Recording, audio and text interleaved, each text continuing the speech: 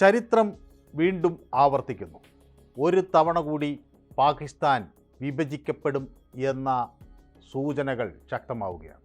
ഇത്തവണ ബലൂചിസ്ഥാനിൽ നിന്ന് കലാപത്തിൻ്റെ കൊടി കൂടുതൽ ശക്തമായി ഉയരുകയാണ്. അതിനിടയിലാണ് പാകിസ്ഥാൻ ആർമിയുടെ ചീഫ് ജനറൽ അസിം മുനീർ ഒരു പ്രസ്താവന നടത്തുന്നത്. അത് ബലൂചിസ്ഥാനെക്കുറിച്ചാണ്. വിമതർക്കും വിഘടനവാദി ഗ്രൂപ്പുകൾക്കും കർശനമായ മുന്നറിയിപ്പ് നൽകുകയാണ് പാകിസ്ഥാൻ്റെ പട്ടാള മേധാവി. ബലൂചിസ്ഥാനിലെ വിഘടനവാദ പ്രസ്ഥാനങ്ങളെ സായുധ സേന ശക്തമായി അടിച്ചമർത്തും എന്നാണ് സൈനിക മേധാവി പറയുന്നത്. ബലൂചിസ്ഥാൻ പാകിസ്ഥാൻ്റെ അഭിമാനമാണ്. അത് വളരെ എളുപ്പത്തിൽ എടുത്തുകൊണ്ടുപോകാൻ ആരെയും സമ്മതിക്കില്ല. 10 തലമുറകൾ കഴിഞ്ഞാലും അതിന് കഴിയില്ല. ഇൻഷാ അള്ളാ ഈ തീവ്രവാദികളെ അതിവേഗം പരാജയപ്പെടുത്തും എന്നൊക്കെയാണ് പാകിസ്ഥാൻ്റെ പട്ടാള മേധാവി പറയുന്നത്.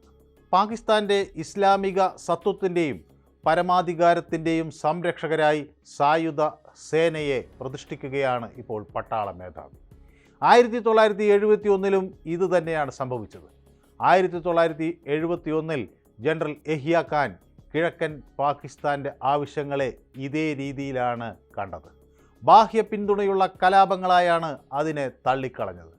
ഇപ്പോൾ അതേപോലെ ഇതാ ഒരു പുതിയ പട്ടാള മേധാവിയും അവിടുത്തെ ജനങ്ങളുടെ ആവശ്യത്തെ തീവ്രവാദമായും അതുപോലെ രാജ്യവിരുദ്ധ പ്രവർത്തനവുമായും ഒക്കെ തള്ളിക്കളയുകയാണ്. ബംഗ്ലാദേശ് പിറന്നത് ഒരു നിഷേധത്തിൽ നിന്നാണ്. ബംഗ്ലാദേശിൻ്റെ യഥാർത്ഥ ആവശ്യങ്ങൾ അംഗീകരിക്കാൻ വൈമുഖ്യം കാണിച്ച പാകിസ്ഥാൻ്റെ നിഷേധത്തിൽ നിന്നാണ് ബംഗ്ലാദേശ് പിറന്നത്. അവിടെ ജനറൽ യഹിയ ഖാൻ ഉപയോഗിച്ച ഭാഷ ഇപ്പോൾ മുനീറും ഉപയോഗിക്കുന്നു. ബലൂചിസ്ഥാൻ പതിറ്റാണ്ടുകളായി സംഘർഷത്തിലാണ്. മുനീറിൻ്റെ ധിക്കാരം ഇപ്പോഴൊരു ചോദ്യമായി ഉയരുകയാണ്. ഇസ്ലാമാബാദിൽ നടന്ന ഓവർസീസ് പാകിസ്ഥാനീസ് കൺവെൻഷനെ അഭിസംബോധന ചെയ്തുകൊണ്ടാണ് ജനറൽ മുനീർ ബലൂചിസ്ഥാനെക്കുറിച്ച് സംസാരിച്ചത്. അവിടെ അദ്ദേഹം ഇന്ത്യയെക്കുറിച്ചും സംസാരിക്കുന്നുണ്ട്. അന്ന് ഇന്ത്യയും പാകിസ്ഥാനും വിഭജിക്കാനുള്ളൊരു കാരണത്തെക്കുറിച്ച് മുനീർ ഇങ്ങനെ പറയുന്നു.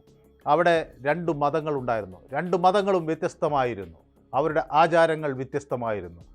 പാകിസ്ഥാൻ്റെ പാരമ്പര്യങ്ങൾ വ്യത്യസ്തമായിരുന്നു. ചിന്തകൾ വ്യത്യസ്തമായിരുന്നു. അതുകൊണ്ട് അഭിലാഷങ്ങളും വ്യത്യസ്തമായിരുന്നു. അങ്ങനെയാണ് ദുരാഷ്ട്ര സിദ്ധാന്തത്തിന് അടിത്തറ പാകിയത്. അങ്ങനെയാണ് 2 രാഷ്ട്രങ്ങളായത് എന്നൊക്കെയാണ് പാകിസ്ഥാൻ പട്ടാള മേധാവി പറയുന്നത്. അപ്പോൾ പാകിസ്ഥാൻ ഒരു പ്രത്യേക ശാസ്ത്രമാണ് എന്ന് അദ്ദേഹം പറയുന്നു.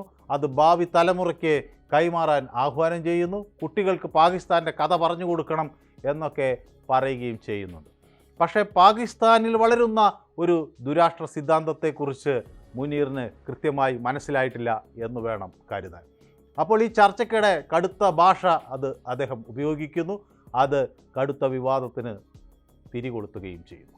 1947 പാകിസ്ഥാൻ രൂപീകൃതമായതിൻ്റെ പ്രത്യയശാസ്ത്രപരമായ അടിത്തറ ദുരാഷ്ട്ര സിദ്ധാന്തമായിരുന്നു.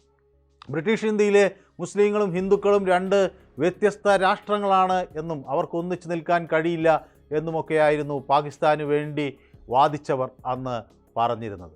പക്ഷേ ഇന്ത്യ അത് തെറ്റാണ് എന്ന് തെളിയിക്കുന്നു. ഇവിടെ എല്ലാ മതവിഭാഗത്തിലുള്ള ആളുകളും ഒരുമിച്ച് ജീവിക്കുന്നു. പക്ഷേ പാകിസ്ഥാനിൽ ഇപ്പോഴും അവർക്ക് ഒന്നിച്ച് നിൽക്കാൻ കഴിയുന്നില്ല. കഴിഞ്ഞ മാർച്ച് 11 ബലൂചിസ്ഥാൻ ലിബറേഷൻ ആർമി അവിടെ ഒരു തീവണ്ടി തട്ടിയെടുക്കുകയുണ്ടായി. ജാഫർ എക്സ്പ്രസ് ഹൈജാക്ക് ചെയ്ത ആ സംഭവത്തിൽ 64 പേരാണ് മരിച്ചത്. പാകിസ്ഥാനിലെ ഏറ്റവും വലിയ പ്രവിശ്യയായ ബലൂചിസ്ഥാൻ ഒരു കലാപത്തിൻ്റെ സൂചന നൽകിയപ്പോൾ അത് കൃത്യമായി മനസ്സിലാക്കാൻ പാകിസ്ഥാൻ തയ്യാറായില്ല എന്നാണ് വിമർശനം. പ്രകൃതി വിഭവങ്ങളാൽ സമ്പന്നമായ ഒരു പ്രദേശമാണ് ബലൂചിസ്ഥാൻ. എന്നിട്ടും സാമ്പത്തികമായി അത് പാർശ്വവൽക്കരിക്കപ്പെട്ടിരിക്കുന്നു. രാഷ്ട്രീയമായി ഒറ്റപ്പെട്ടിരിക്കുന്നു. വർഷങ്ങളായി ബലൂച്ച് ആക്ടിവിസ്റ്റുകൾ രാജ്യത്തെ മനുഷ്യാവകാശ ലംഘനങ്ങൾക്ക് ഇരയാകുന്നു. അവരെ കാണാതാകുന്നു. ആ തിരോധാനങ്ങൾക്ക് കാരണമെന്തെന്ന് ആർക്കും അറിയുന്നില്ല. സൈനിക അതിക്രമങ്ങൾ അവർക്ക് മേലെ നടക്കുന്നു. ഇതെല്ലാം ഇസ്ലാമാബാദ് ഒരുപക്ഷെ നിഷേധിക്കുന്നുണ്ടാകാം. പക്ഷേ അത് യാഥാർത്ഥ്യമാണ്. 1971 കിഴക്കൻ പാകിസ്ഥാൻ പ്രതിസന്ധിയുമായി ഇതിനെ നമുക്ക് താരതമ്യം ചെയ്യാൻ കഴിയും.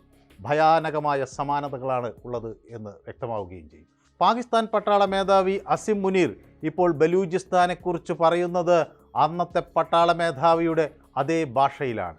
യഹിയ ഖാൻ കിഴക്കൻ പാകിസ്ഥാനെക്കുറിച്ച് പറഞ്ഞ അതേ പ്രഖ്യാപനങ്ങൾ തന്നെയാണ് ഇപ്പോൾ പട്ടാള മേധാവി നടത്തുന്നത്. അത് നമ്മളെ ഒരു ചരിത്രം ഓർമ്മിപ്പിക്കുന്നു.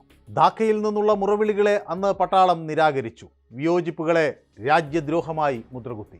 രാഷ്ട്രീയ സംഭാഷണങ്ങളെക്കാൾ സൈനിക പരിഹാരത്തിന് മുൻഗണന നൽകി എന്നതൊക്കെ അന്ന് നമ്മൾ കണ്ടതാണ്.